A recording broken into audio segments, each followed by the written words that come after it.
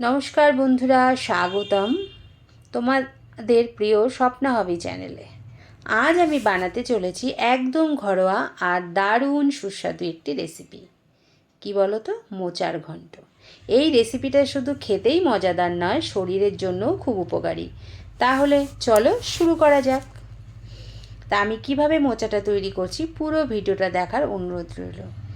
আমি এটা কিভাবে তৈরি করেছি সমস্ত টিপস রয়েছে, এর মধ্যে আমি কি মজাদার মশলা ইউজ করেছি সেটাও দেখতে হলে পুরো ভিডিওটা দেখতে হবে, এবং আমি কিভাবে মোচাটা রান্না করলাম সেটাও পুরো ভিডিওটা দেখলেই বুঝতে পারবে। তাহলে চলো শুরু করা যাক।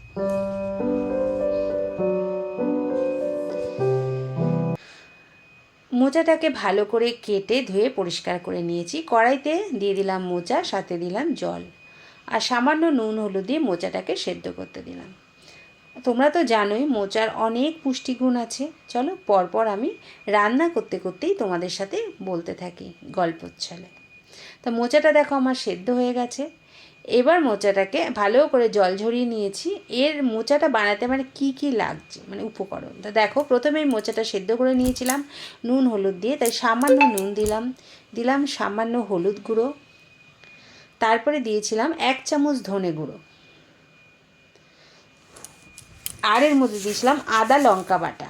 আমি কিন্তু এখানে কোনো জিরের গুঁড়ো ইউজ করিনি। তারপরে আমি পুরো মোচাটাকে খুব ভালো করে নরম হাতে ভালোবাসার সাথে মেখে নেব। যত ভালো মাখা হবে মোচার টেস্ট তত ভালো হবে। ভালো করে মেখে নিয়ে মোচাটাকে রেস্টের জন্য রেখে দেবো কিছুক্ষণ। তো চলো আমার মোচাটা দেখো ভালো করে মাখা হয়ে গেছে। এবার এটাকে আমি রেস্টের জন্য রেখে দেবো কিছুক্ষণ।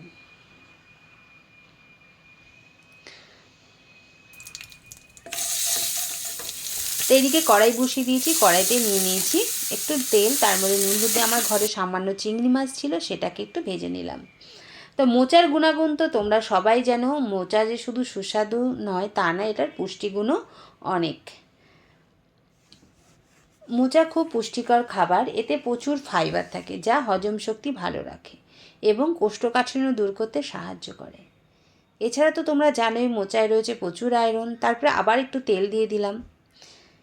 মোচায় তো প্রচুর আয়রন রয়েছে যা শরীরে রক্তের পরিমাণও বাড়ায়। সেই তেলের মধ্যে দিলাম শুকনো লঙ্কা, জিরে আর গোটা গরম মশলা। যাদের অ্যানিমিয়া আছে তারা যদি মোচা খেতে পারে না প্রতিদিন, তাদের অ্যানিমিয়া কিন্তু দূর হয়, রোধ হয় আর কি, রক্তের পরিমাণটা বাড়ে। তারপরে দিয়ে দিলাম ডুমো ডুমো করে কাটা আলুগুলোকে আবার লাল লাল করে ভেজে নেবো। একটু ঢেকে ঢেকে ভাজছি, কেন বলো তো? গ্যাসের তো প্রবলেম চলছে, তাই সিম করে করে ভাজছি, তাতে সেদ্ধটাও হয়ে যায় আবার ভাজাটাও হয়ে যায়। তারপরে যারা ডায়াবেটিস পেশেন্ট তাদেরও নাকি ডায়াবেটিস নিয়ন্ত্রণে মোচা খুব উপকারী। এটি রক্তে শর্করার মাত্রাও নাকি নিয়ন্ত্রণ করে। তারপরে দেখো আলুটা ভাজা হয়ে গেছে। এবার আমি এর মধ্যে দিয়ে দেব ওই আমার সে মাখানো মোচাটা, যেটা ভালোবাসার সাথে মেখে রেখেছিলাম, ভালোবাসার ছোঁয়ায়। তারপরে মোচাতে আছে ভিটামিন ও মিনারেল। এইবার মোচাটাকে ভালো করে আমি নাড়াচাড়া করে সমানে কষাতে থাকবো। ও যেটা বলছিলাম, এতে মোচাতে আছে নাকি ভিটামিন ও মিনারেলস, যা শরীরকে শক্তিশালী রাখে এবং রোগ প্রতিরোধ করার ক্ষমতাও বাড়ায়। আর যারা ওজন কমাতে চাইছো তাদের জন্য মোচা খুব উপকারী, জানো তো? কারণ এতে ক্যালোরি কম কিন্তু পেট ভরা থাকে অনেকক্ষণ। তাহলে কি বুঝলাম বন্ধুরা? বুঝলাম মোচা শুধু সুস্বাদু নয়, আমাদের শরীরের জন্যও খুব উপকারী। গল্প করতে করতে দেখো মোচাটা আমার অনেকটা কষানো হয়ে গেছে। আমি শুধু নেড়ে চেড়ে ঢেকে কিছুক্ষণ বারবার ঢেকে ঢেকে কষাচ্ছি। তার মধ্যে দিয়ে দিলাম সামান্য একটু চিনি। যদিও আমি চিনিটা ইউজ কম করি, তবুও মোচা রান্না করছি তো একটু চিনি না দিলে হবে না, তার জন্যই চিনিটা দিলাম। তো তোমরা তো শুনেই নিলে মোচার গুণাগুণ আর পুষ্টিকর। তাহলে মোচায় খুব ফাইবার রয়েছে প্রচুর পরিমাণে, ডায়াবেটিস কন্ট্রোল করে, রক্তে আয়রনের পরিমাণ বাড়ায়। তারপরে যারা কি বলবো ভারী শরীর তাদেরও শরীরের এটা ক্যালোরি কম বলে ভালো আর কি। তাহলে অনেক গুণাগুণ রয়েছে মোচায়। তারপর ওই যে চিংড়ি মাছ ছিল একটুখানি, সেটাই আমি দিয়ে দিলাম এই মোচার মধ্যে। দিয়ে এবার ভালো করে কষু। এই চিংড়ি মাছের জন্য কিন্তু মোচাটা আরও অসাধারণ টেস্ট হয়ে যাবে, জানো তো তোমরা, জানোই নিশ্চয়ই।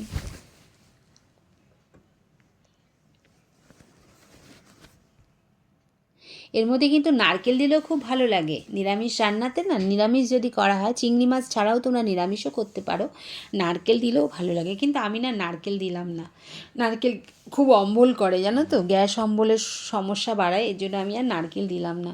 চিংড়ি মাছ একটু ছিল তাই দিয়ে দিলাম, ওই গন্ধেই মানে জমে যাবে আর কি জিনিসটা। ভালো করে আমি কষাতে যতক্ষণ না মানে এটা থেকে মানে মশলার থেকে তেল ছাড়বে ততক্ষণই আমি এটাকে কষাবো। চলো এটাকে ভালো করে আমি কষাতে থাকি।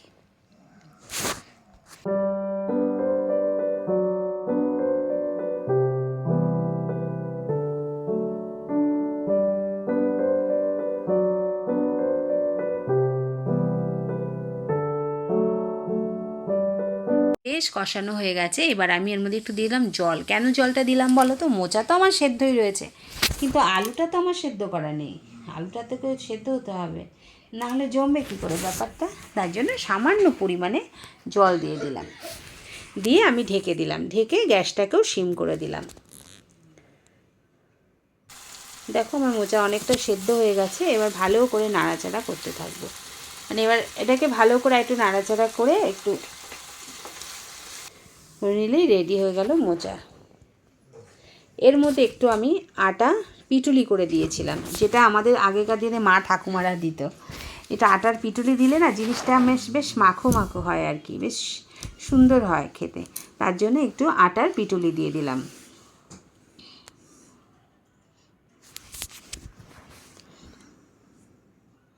এরপর এর মধ্যে দেব আমি একটা মশলা, যেই মশলাটা আমি বানিয়ে রেখেছিলাম বাড়িতেই। এইটা আমার বাড়িতে বানানোই মশলা। মশলাটার মধ্যে কী কী আছে বলে দিই। আছে ধনে, জিরে, আর আছে একটু শুকনো লঙ্কা আর গোটা গরম মশলা দিয়ে আমি করে রেখেছিলাম এই মশলাটা। এই মশলাটা তুমি যে কোনো নিরামিষ রান্নায় বা এঁচোড়ের তরকারিতে বা মোচায় দিতে পারবে, দারুণ লাগে। এর গন্ধে মানে জিনিসটা আরও সুন্দর হয়ে যায়। আর এর মধ্যে দিয়ে দেবো আরেকটুখানি ঘি। দেখো আমার মোচা রেডি হয়ে গেছে। তো বাড়িতে এইভাবে তোমরাও বানিয়ে ফেলতে পারো মোচা। আমি যেভাবে করেছি এইভাবেই তোমরা মোচাটা বানিয়েও দেখবে, ভালো লাগবে। এটা রুটির সাথেও ভালো লাগে, ভাতের সাথেও ভালো লাগে। মোচা তো সব কিছুর সাথেই ভালো লাগে। মোচার বড়া হয়, মোচার চপ হয়, মোচা দিয়ে কত কিছু হয় বলো তো। এই একটা কলা গাছ থেকে কত কিছু পাওয়া যায়। কলা গাছ থেকে মোচা পাওয়া যায়, থোড় পাওয়া যায়, কলা পাতা আমরা ভাত খেতে পারি, মাছ পাতুরি করতে পারি, আবার কলা তো খাই, কাঁচা কলা, পাকা কলা, মানে কলা গাছে কত উপকারী তা মানে বলার বাইরে, তাই না। তা আজকে তোমাদের কলার ফুল মানে মোচার রান্নার পুরো ভিডিওটা দেখালাম।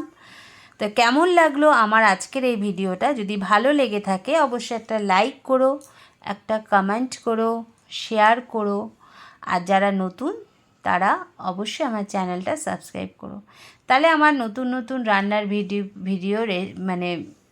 ভিডিওর নোটিফিকেশান তোমাদের কাছে পৌঁছে যাবে যদি বেল আইকনটা প্রেস করো।